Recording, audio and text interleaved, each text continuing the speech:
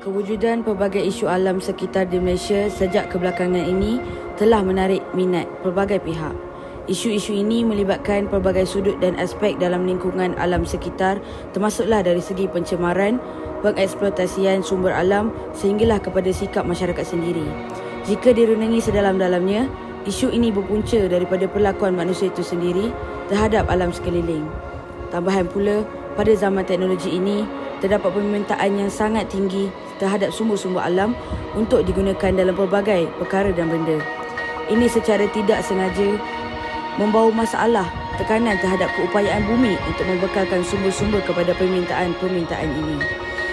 Itu belum lagi termasuk dengan pengeksploitasian manusia secara tamak dan rakus terhadap sumber bahan-bahan mentah bumi. Kesannya, maka wujudlah pelbagai isu yang berkaitan dengan alam sekitar sama ada tanah, udara dan air. Kesan daripadanya juga melahirkan pelbagai masalah bencana alam, kerosakan ekosistem bumi, malahan memberi mudarat kepada manusia itu sendiri. Dari perspektif Islam, dengan menjadikan Al-Quran sebagai rujukan, ia mampu menjadi alternatif dalam mengelak daripada berlakunya kemusnahan alam sekitar ini jika seseorang itu tahu amanah atau tanggungjawab sebagai khalifah di bumi ini.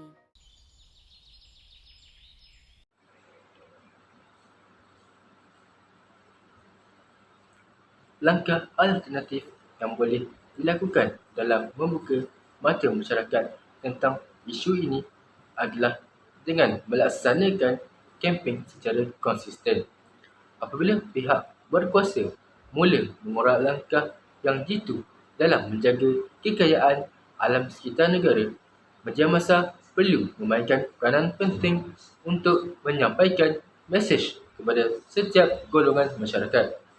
Semua pihak perlu mengkaji dan mengaplikasikan norma masyarakat umum pada masa ini yang menggunakan media sosial sebagai medium utama dalam komunikasi antara satu sama lain.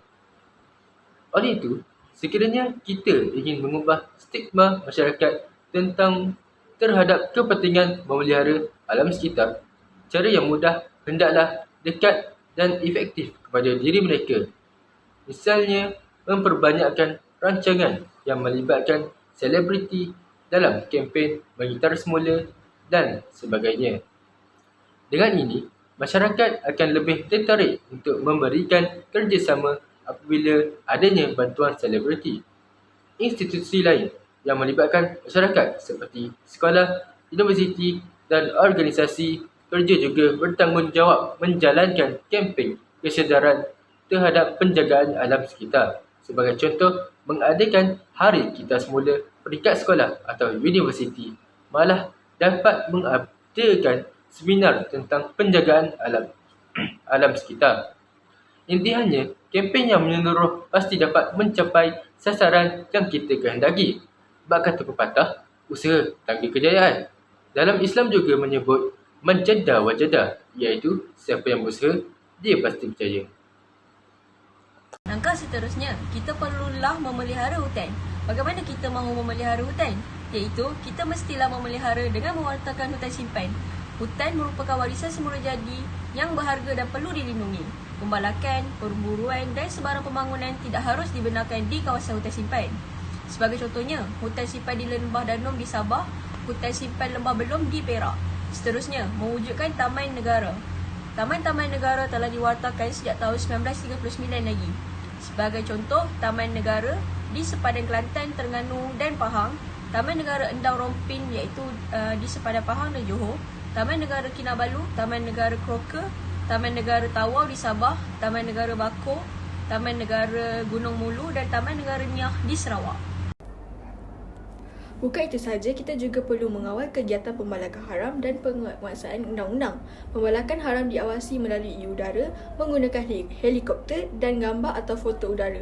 Pembalak haram yang ditangkap dikenakan tindakan undang-undang seperti denda dan penjara.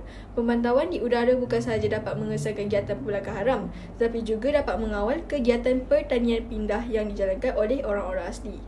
Kejadian kebakaran hutan juga dapat dipantau melalui penggunaan helikopter. Seterusnya, mewujudkan pendidikan alam sekitar bertujuan menanam rasa prihatin masyarakat terhadap hutan.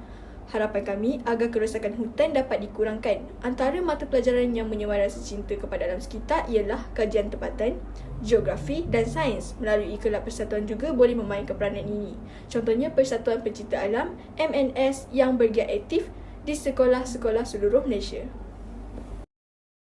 Penjagaan alam sekitar juga dititik beratkan dalam Islam. Hal ini berdasarkan ayat-ayat Al-Quran yang menyeru manusia untuk menjaga alam sekitar. Tambahan pula, manusia dicipta dengan salah satu elemen iaitu tanah. Walaupun begitu, ayat-ayat yang terdapat dalam Al-Quran ini tidak menyebut secara khusus bagaimana cara-cara untuk menjaga alam sekitar. Contohnya, firman Allah dalam surah Al-Hud ayat ke-61. وإلى ثمود أخاهم صالحا قال يا قوم اعبدوا الله ما لكم من إله غيره هو أنشأكم من الأرض واستعمركم فيها فاستغفروه ثم توبوا إليه إن ربي قريب مجيب. Dan maksudnya, dan kepada kaum Thamud, kami utuskan saudara mereka, Nabi Soleh. Dia berkata, wahai kaumku, sembahlah kamu akan Allah. Sebenarnya tiada Tuhan bagi kamu selain daripadanya. Dialah yang menjadikan kamu dari bahan-bahan bumi serta mengkehendaki kamu memakmurkannya. Selain itu, terdapat juga ayat Al-Quran yang menyentuh mengenai kerosakan dan pencemaran alam yang dikaitkan dengan perbuatan manusia. Antaranya dalam surah Ar-Rum ayat ke-41. أعوذ بالله من الشيطان الرجيم ظهر الفساد في البر والبحر بما كسبت أيدي الناس ليذيقهم بعض الذي عملوا لعلهم يرجعون. Dan maksudnya, telah berlaku kerosakan di darat dan di laut kesan daripada perbuatan manusia. Demikian supaya Allah merasakan kepada mereka terhadap kerosakan yang mereka lakukan. Semoga mereka kembali bertaubat. Menurut Al-Qurtubi, ulama berbeza pendapat dalam mentafsirkan ayat di atas. Al-Qurtubi memetik pandangan yang mengatakan kerosakan ini menunjukkan kepada perbuatan syirik, manakala Abbas merujuk kerosakan dalam ayat ini kepada pembunuhan Habil dan Qabil. Selain itu, terdapat juga pandangan bahawa kerosakan ini merujuk kepada kemarau dan hilangnya keberkatan di samping melakukan maksiat, merompak dan menzalimi antara satu sama lain. Begitu juga pendapat yang dilontarkan oleh Atiyah yang merujuk kerosakan kepada kurangnya pendapatan hasil laut kerana wujudnya bencana. Secara tuntas, pelbagai langkah perlu dilaksanakan dalam menjamin pemeliharaan serta pemeliharaan alam sekitar. Setiap pihak di setiap peringkat seharusnya memainkan peranan masing-masing bagi mencapai objektif kelestarian alam sekitar. Inisiatif ini merupakan usaha yang kolektif di mana dengan penglibatan setiap antara kita dapat membuahkan hasil yang sangat berbaloi bukan sahaja kepada kita, malah untuk kehidupan generasi-generasi akan datang. Bak kata peribahasa Melayu, bukit sama didaki, lurah sama dituruni. Semoga ahli pemikir bekerjasama dengan badan eksekutif dalam negara menjadikan polemik ini sebagai agenda utama negara dan mencari mekanisme terbaik dalam memastikan pembangunan dan alam sekitar kita mencapai tahap terbaik dan menjadi kebanggaan seluruh rakyat Malaysia.